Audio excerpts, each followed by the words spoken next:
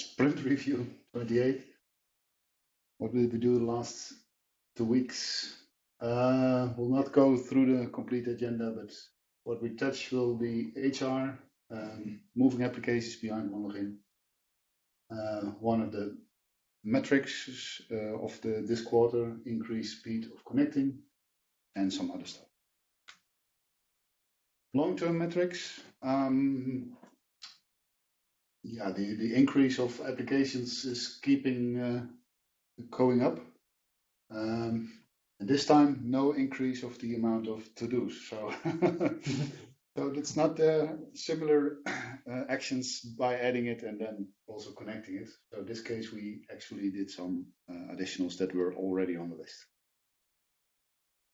The Q4 metrics on HR interfaces, we successfully added some stuff, and we also are in the middle of some connectivities, and I think later on we will discuss that during the HR track.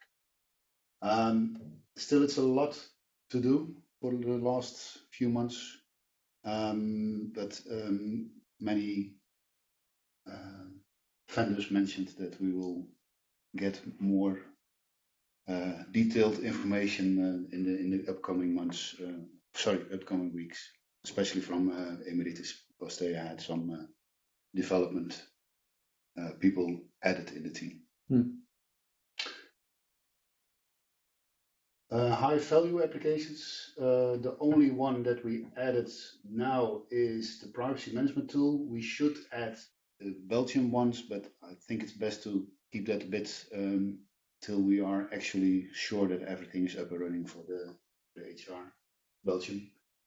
And I think we can also move forward with LMS, but that's something for probably for next time. And for the last two, we don't have a metric yet. Starting on to work on that. And one of them is for this next upcoming sprint. For HR, quite a lot of stuff to mention. AFAS, also the functional testing was done. Last time we mentioned that the environment was up and running. Also the functional testing is done, so we're good to go for production. And that's at this point it's the 29th of November being scheduled, because AFAS is the one that needs to change the environment. So that can be done afterwards. For Belgium, we created accounts for all people based on the @pestgroup.net accounts, so they can log in later on as soon as everything is up and running for them. The authentication of success factors, so that is being connected with OneLogin. Did an evaluation of the Lukoil interface. Yeah, it's still, we're not completely on top of it, but I think we know what to change, and that was the main focus. Development of an adapter for Employee Central. What we mean by that is a connector that is, an adapter that will actually change and update the identities within Employee Central based on the Active Directory / OneLogin accounts as soon as they are created. At first, there's only an employee ID, employee number in the Employee Central when the user has been created, and afterwards we will update it as soon as that person has an account. We will also do a demo on that, and I think we do it in two separate flows, because I can first see the first part, Joachim, and afterwards probably the next part. Okay.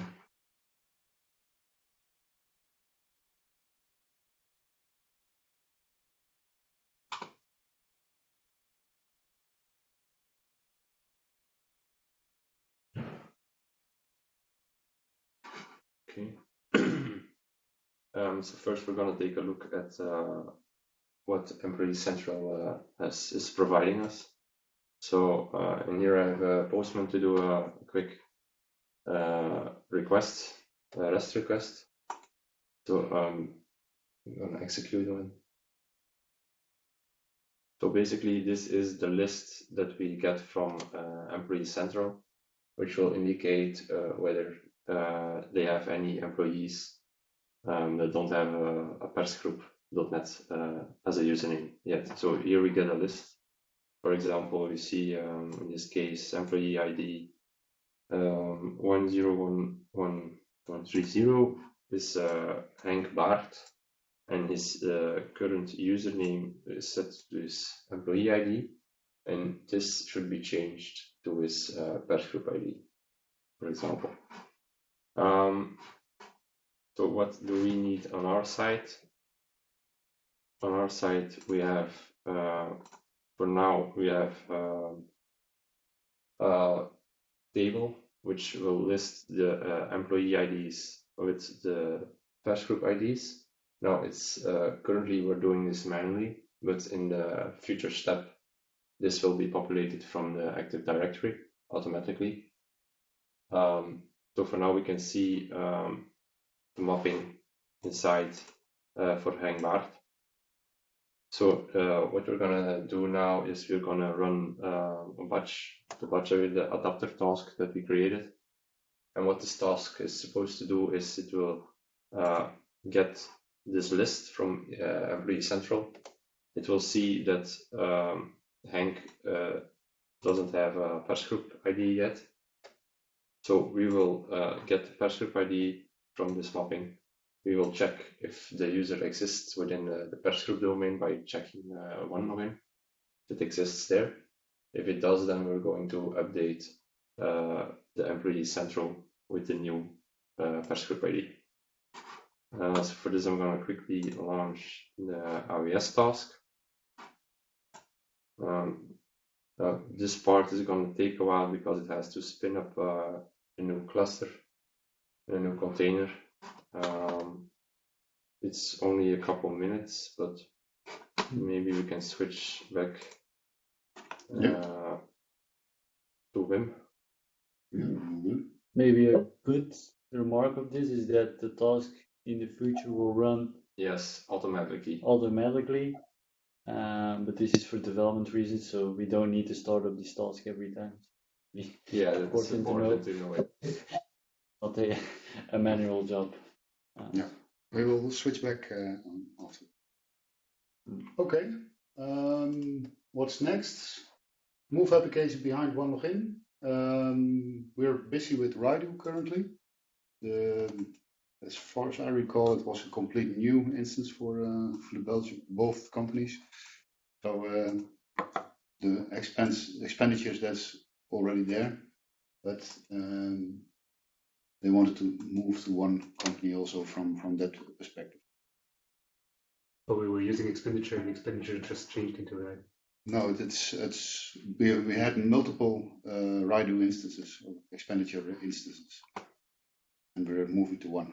Oh, okay. Yeah. I understand. And we said let's bring that directly behind one login, and that looks promising for now. For dots, we still have an issue. I have a call with them this week. We implemented the security monkey for the security team, and also the success factors for HR. And I think for next sprint, we also have a few upcoming. One of the items was increased speed for connecting applications. There was a brown bag being done, mainly by Ruben. And we did an information gathering for all the teams. What applications are they actually using? Development applications are they actually using?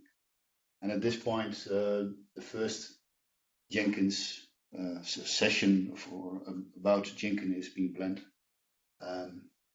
And in the Eat Your Own Dog Food, we already added it for our own environment. So that looked promising. For the next steps, we will see on when it will actually be done. What was the time period for the Jenkins? I think it's next week we planned, or the week after. Next week. Yeah. Okay. So next sprint already. So the task has finished, by the way. Yeah. Okay.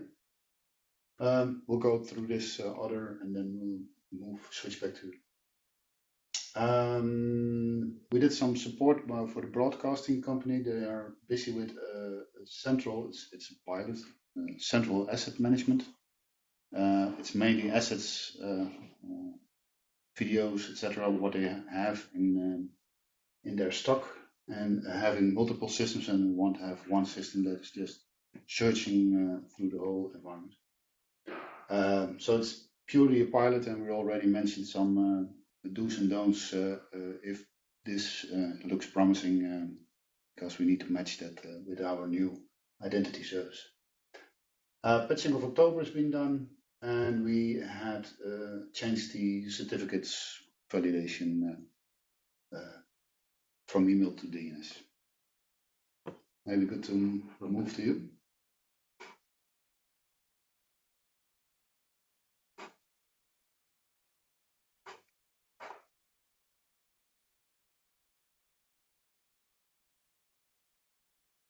Okay, so the task is finished. So if we now look again, I'm gonna fire the post request to check employee central. So this was the previous list, which had the username as just as employee ID. So normally now the user should be disappeared from this list, because this list only shows the users that don't have a patch group ID. And indeed, it isn't showing in the list. And to verify, I'm gonna do another request just to ask all users that which the username starts with Hank, which in this case should return the user Hank with a patch group ID. So over here we can see the username has now been changed to the correct patch group ID, and that's it. Okay.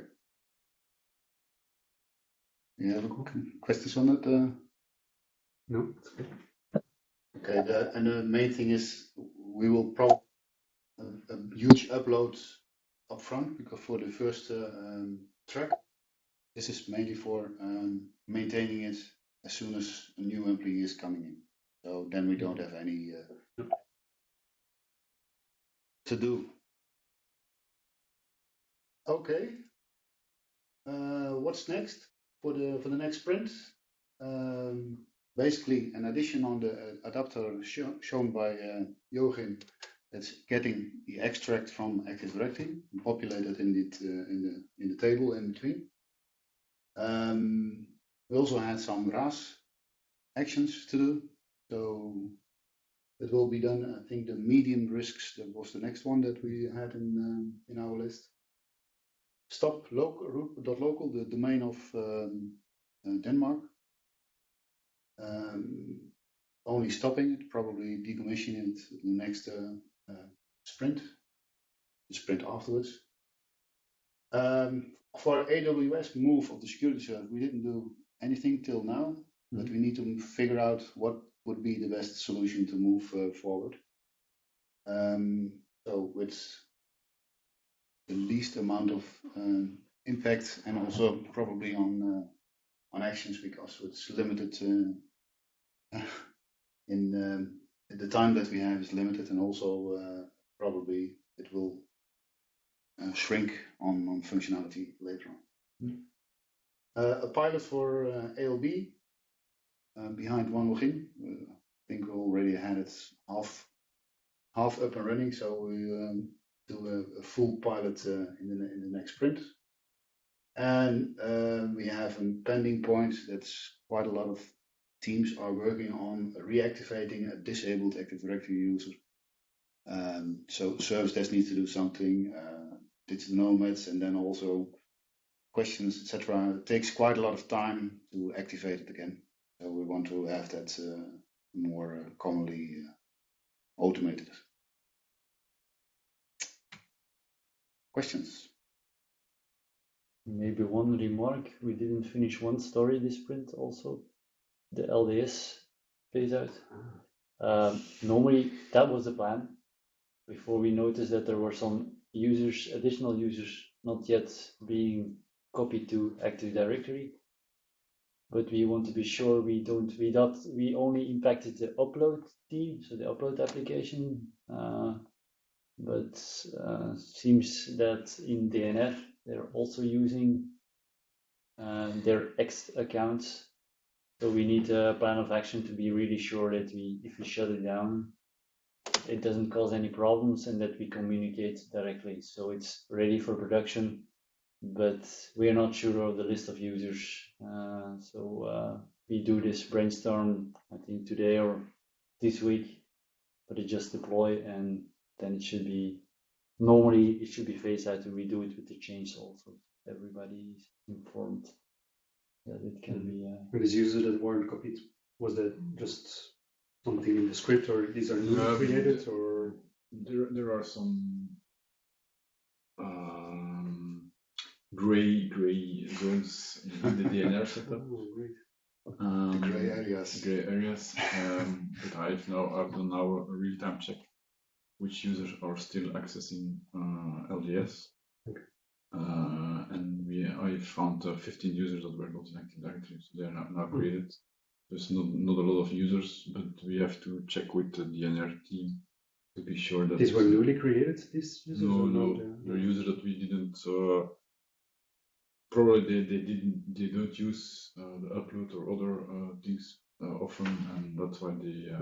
Because the migration was based on the last access time from the last year, and some things at FRMs. Yeah. It was a whole lot of parameters to check, and but that seems to be okay. But we had some strange remarks from the DNR team, so we have to check with them what is happening exactly within their applications to be sure if we shut it down that we don't impact a lot of DNR. And also a planned change. And do a good communication to the different teams. They are aware to change. Okay. Okay, thanks.